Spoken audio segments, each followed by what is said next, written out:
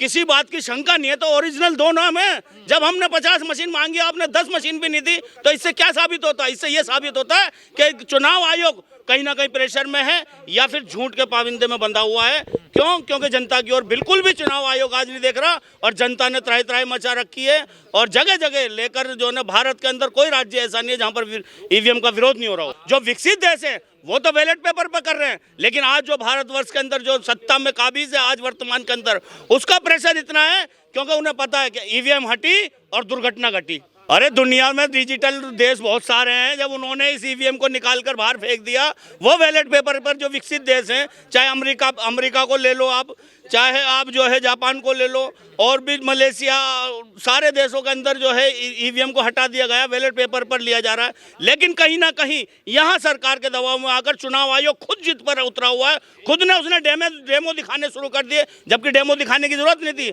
अगर पब्लिक चाहती है बैलेट पेपर पर इलेक्शन हो तो बैलेट पेपर पे होना चाहिए। चुनाव आयोग को किसने आदेश दिए कि आप रोड पर उतर के ईवीएम का समर्थन करें, ईवीएम का लोगों के बीच में दिखाएं कि ईवीएम बिल्कुल ठीक है?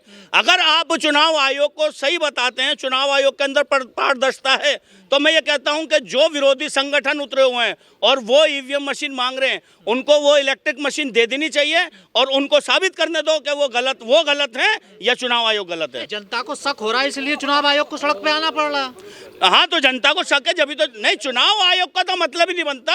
चुनाव आयोग की ड्यूटी नहीं है कि वो लोगों को समझाती फिरे कि भाई ईवीएम ठीक है या बैलेट पेपर ठीक है। नहीं, चुनाव करवाने का जिम्मा है चुनाव आयोग का, मशीन से या बैलेट पेपर से ये तो जनता तय करेगी, ना राजनीतिक पार्टी तय करेगी। ये तो चुनाव आयोग तय करेगा। वोट मेरा है, मैं जानता हूं मैं प्रतिनिधि को कौन से को दे रहा हूं, और वो मेरी मर्जी है कि मैं चाहूँ मशीन से दूं या बैलेट पेपर से दूं। ऐसा मतलब नहीं है कि आप मेरे से जबरदस्ती करेंगे कि मैं उसको जो है ईवीएम से ही वोट दूं। सर्वसहमति से ईवीएम लाई गई थी ना? नहीं, कोई सर्वसहमति से नहीं लाई गई थी।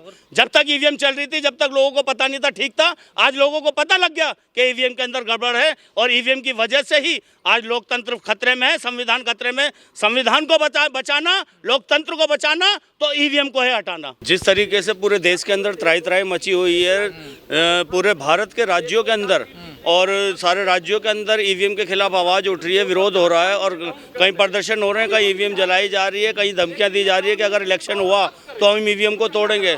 तो इस बात को मद्देनज़र रखते हुए मैं ये कहना चाहता हूँ कि इलेक्शन जो बोर्ड है हमारा, इलेक्शन ऑफ इंडिया को ये सोचना चाहिए कि जब ईवीएम के खिलाफ पूरा जन सैलाब उतरा हुआ है और लोग नहीं चाहते कि ईवीएम से इलेक्शन हो, तो मुझे तो ऐसा लगता है कि सरकारों से ज़्यादा चुनाव आयोग को ही ईवीएम की ज़्यादा ज़रूरत है। और ईवीएम के ऊपर जो प्रेशर है, जैसा कि आप देख रहे हैं कि ईवीएम को सच साबित करने के लिए रोड पर ईवीएम गाड़ियाँ उतारी जा रही है और लोगों को बरगलाया जा रहा है कि ईवीएम जो है जहाँ तक भी है वो ईवीएम ठीक है। बरगलाया जा रहा है, डेमो दिखाया जा रहा है। नहीं, डेमो तो ये विरोधी भी दिखा रहे हैं, इस डेमो की बात क्यों नहीं करते आप हमेशा जब भी आप डिबेट करते हैं, मैंने देखा कि ईवीएम चुनाव आयोग की बात करते हैं कि डिबेट वो तुम्हारा वो डेमो दिखा रहा है। तो हमारे पास ओरिजिनल है, आपके पास डुप्लीकेट है। ओरिजिनल दो ना। चुनाव आयोग जनता की तरफ नहीं देख रहा, तो फिर किसकी तरफ देख रहा है चुनाव आयोग? ये तो आप भी जानते हैं, पूरा देश जानता है कि चुनाव आयोग कहीं ना कहीं प्रेशर के अंदर है।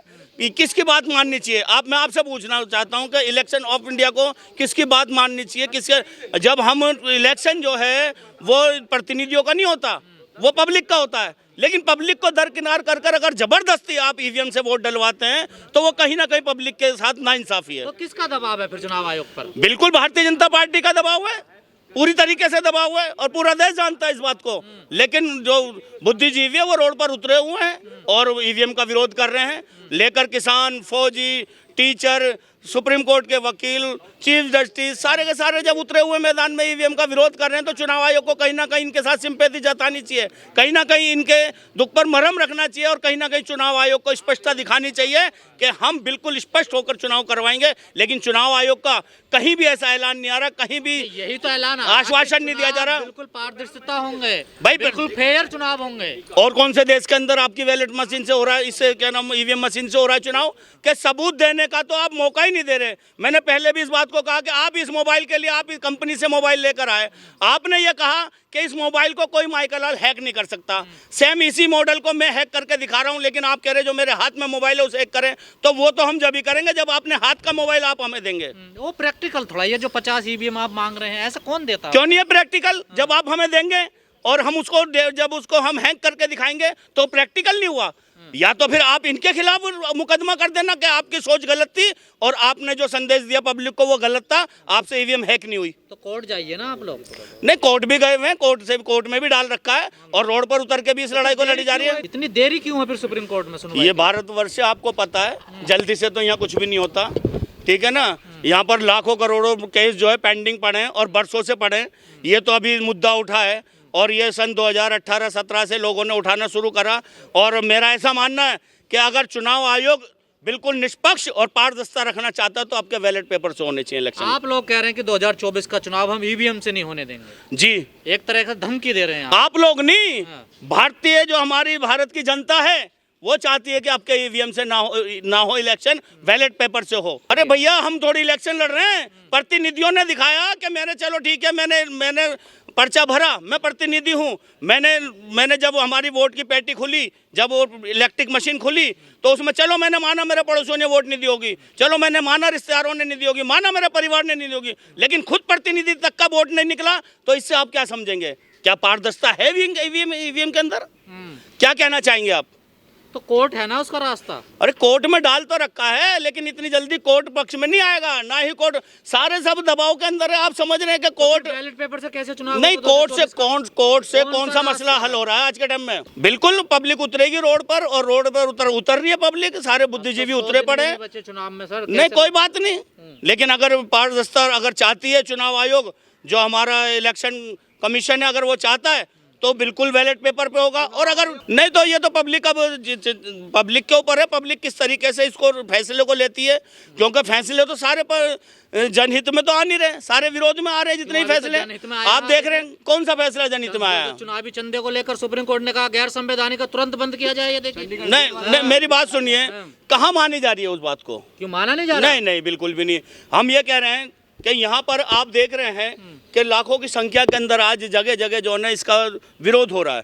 तो अगर चुनाव आयोग किसी प्रेशर में नहीं है तो आकर इलेक्ट्रिक मीडिया पर, पेपर मीडिया पर कहीं भी बयान ये नहीं आया कि भाई हम जो है आपकी जो शंका है उसको हम पारदर्शिता रखते हुए आपको ईवीएम का डेमो इनको दिखाओ ना। आप उन लोगों को दिखा रहे हो जिनको समझ में नहीं है, गाँव में जाकर रोडों पर उतरकर इन लोगों के पास लेके आओ मशीन जो विरोध में उतरे हुए हैं। क्यों चुनाव आयोग ने 22 पार्टियां बुलाई नहीं थी, तब तो कोई भी नहीं कर पाया। नहीं, तो वो तो हम भी दिखा रहे हैं डेमो कर। आपने देखा था 5 जनवरी को हमने जंतर मंतर पे दिखाया था डेमो कर, और उसमें जो है हैक करी गई थी इलेक्ट्रिक जो वोटर मशीन है। आंदोलन हो रहे हैं, इससे कोई निकलेगा रिजल्ट? क्यों नहीं निकलेगा? हवा बना रहे हो आप? नहीं, आप जैसों ने तो उस समय भी कहा था जब भगत सिंह जैसे उतरे थे कि ये 2-4 आदमी क्या कर पाएंगे, लेकिन देश को आजादी उन्हीं लोगों ने दी ना।